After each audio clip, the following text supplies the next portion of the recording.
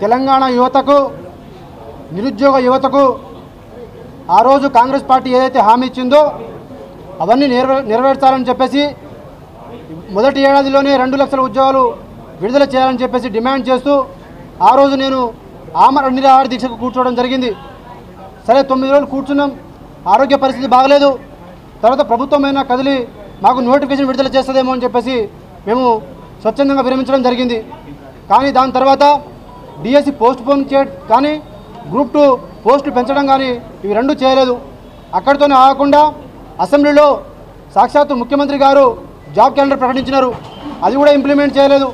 దాని తర్వాత ఎస్సీ వర్గీకరణ అన్నారు, అది కూడా ఆ వర్గీకరణ అయిన తర్వాత కూడా మాకు నోటిఫికేషన్ విడుదల చేయలేదు.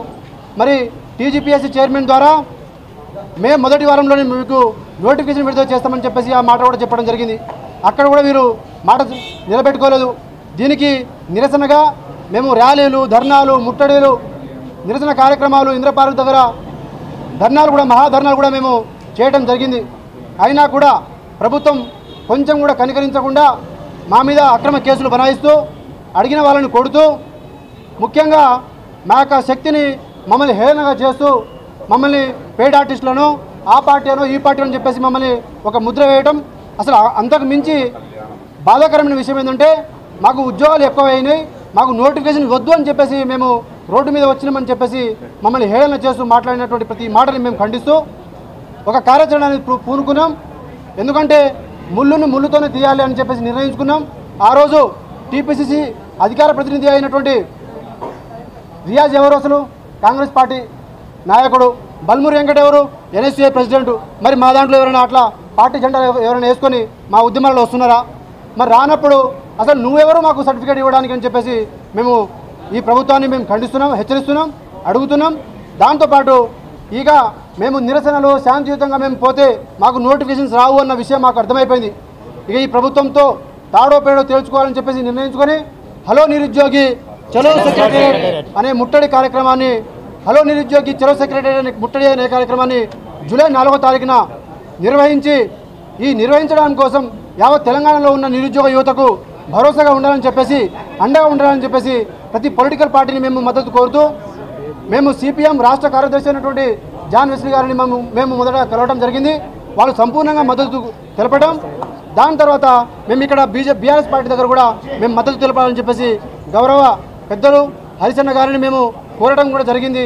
వాళ్ళు మాకు సంపూర్ణంగా మద్దతు ఇచ్చినందుకు యావత్ తెలంగాణ నిరుద్యోగ యువత కూడా మీకు రుణపడి ఉంటుందని చెప్పేసి, అలాగే రేపటి నుంచి మిగతా పార్టీల కూడా మాకు ఎవరు మద్దతు ఇచ్చినా మేము అందరూ మద్దతు తీసుకుని మాకు రావాల్సినటువంటి చివరి నోటిఫికేషన్ వరకు ఈ ప్రభుత్వాన్ని గుడ్డలు ఊడదీసి కొట్టే వరకు కూడా మేము పోతాం.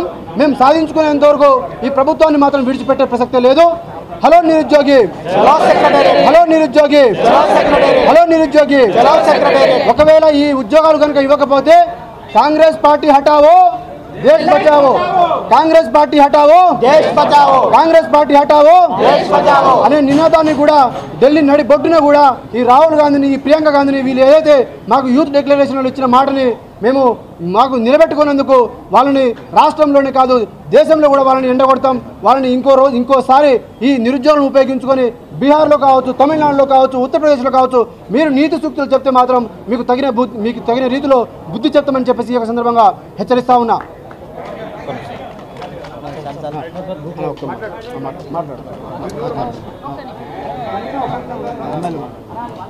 మిత్రులారా, మనందరికీ తెలిసిన విషయమే హ్యాండ్ పార్టీ ఈరోజు నిరుద్యోగులకి హ్యాండ్ ఇచ్చిన కారణాన మనం ఈరోజు బీఆర్ఎస్ భవన్ తట్టి హరీష్ రావు గారి మద్దతు కోరడం జరిగింది. కావున గ్రామాల నుంచి అందరూ నిరుద్యోగులు పెద్ద ఎత్తున తరలి రావాల్సిందిగా కోరుతున్నాను. తప్పు హామీలు ఇచ్చి వాళ్ళే అంత ధైర్యంగా తిరుగుతున్నప్పుడు అంత నీతి నిజాయితీగా ఎన్నో సాక్రిఫైసెస్ చేసి కేవలం పుస్తకాలకే మన జీవితాన్ని అంకితం చేసుకున్న మనమెంత ధైర్యంగా ఉండాలి. కావున ప్రతి ఒక్క నిరుద్యోగి సెక్రటేరియట్ ముట్టడికి ఖచ్చితంగా రావాల్సిందిగా నేను కోరుతున్నాను. జై తెలంగాణ, నిరుద్యోగుల ఐక్యత. యావత్ తెలంగాణలో ఉన్న నిరుద్యోగులు ప్రతి ఒక్కరూ 40 లక్షల మందికి మీకు ఉద్యోగాలు కావాలంటే 40 లక్షల మంది ఈ సెక్రటేరియట్ వరకు అడుగు వేయాలని చెప్పేసి నేను అందరికీ రిక్వెస్ట్ చేస్తా ఉన్నా. మీకు వినతి చేస్తా ఉన్నా. మీరు ప్రతి ఒక్కరు కదిలి రావాలని చెప్పేసి నేను కోరుతా ఉన్నా.